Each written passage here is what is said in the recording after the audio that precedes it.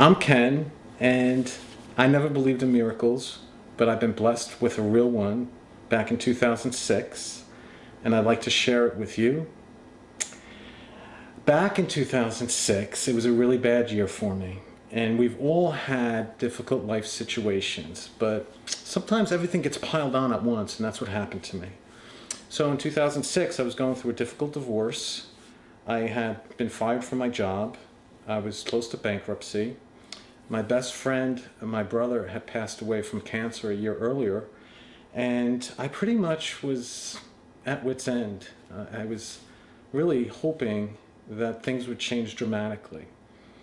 So I even thought about taking my life, and that's never a good idea. But instead, I decided to say a prayer. I mean, I'm not a holy roly, I'm not a big religious person, but I said, hey, let me give it a shot.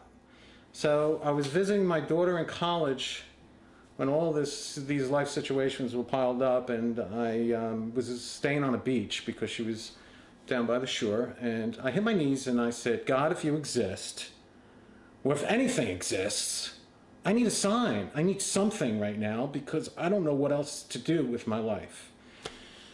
So I said, okay, I'm going. So I went for my jog, and I'm looking for my sign as I'm jogging on the beach.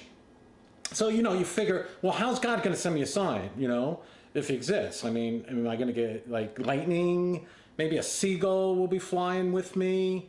Maybe I'll see a dolphin. Maybe a seagull will poop on my head. I mean, something. I mean, I was pretty desperate for some kind of sign that I wasn't alone in this crazy life. Well, I went halfway and I started coming back towards my hotel. And I pretty much gave up on the notion that any sign was going to come to me because, I figured if there is a God who's got better thing or she's got better things to do than worry about me and my troubles. But then out of the corner of my eye was something really, really weird. I saw three birds flying in a very tight circle. Now, these three birds weren't just flying in a tight circle anywhere. They were over my hotel. So I'm jogging and I'm getting a little bit closer to the hotel. And then I notice, oh my God, they're flying over my room, like right where I was staying. Because it was November, so I could afford to stay on the beach. It was pretty cheap back then. So the three birds are flying over my room, and now here I am, and I'm parallel with my hotel. And I'm turning around, I'm staring at these birds saying, wow, that's really cool. I guess they're seagulls or something. And then as I'm watching the birds, they're leaving my hotel room and they fly directly over my head. And they fly like a halo in a tight circle over my head. And I look up and I'm figuring, okay, well, I asked for a sign, so I got something. But I expected three seagulls, pelicans, ocean-going birds. They were three red-tailed hawks flying in a tight circle over my head. Now, red-tailed hawks are fairly nomadic. They don't fly together. They certainly usually aren't over the ocean. And what are the odds that they're flying in a tight circle over my head just before I ask for a sign? So I hit my knees and I say, thank you. I mean, I wasn't sure what I was saying thank you to, but I said, thank you. It's really interesting, though. As soon as I said thank you, one at a time, the birds flew like bullets. Choom, choom. Not together, but separately. And I was like, wow, that was amazing.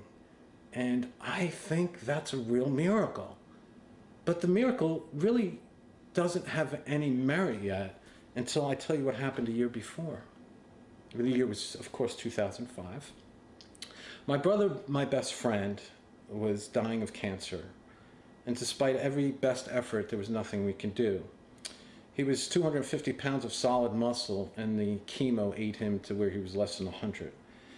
It was a night in November of 2005. He called me up, late November, and he said, bro, get your butt over here. I'm not going to hang on much longer. I can feel my life slipping away, and I need to talk to you. So it was 2 in the morning. I drove quickly to where he was at my parents' home, and I stayed up with him all night. And that conversation was, bro, it's okay to die. It's okay to leave this place. I'll take care of your family. You have a will. You don't need to stay here and suffer any longer. It's okay to move on.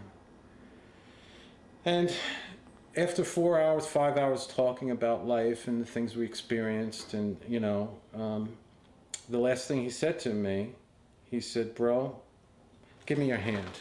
And Adriana, if I can have your hand for a second. He cut my hand like this, and his hand was still twice the size, it was 3 times the size of mine, but it was all bones at this point. And he said, "Bro, I love you." And he said, "Thanks for saving my life tonight." He says, "I don't know what's going to happen when I die, but if anything happens after you die and life continues and I got some kind of consciousness, I'm going to send you a red-tailed hawk, bro. Look for that hawk, because it's going to come for you."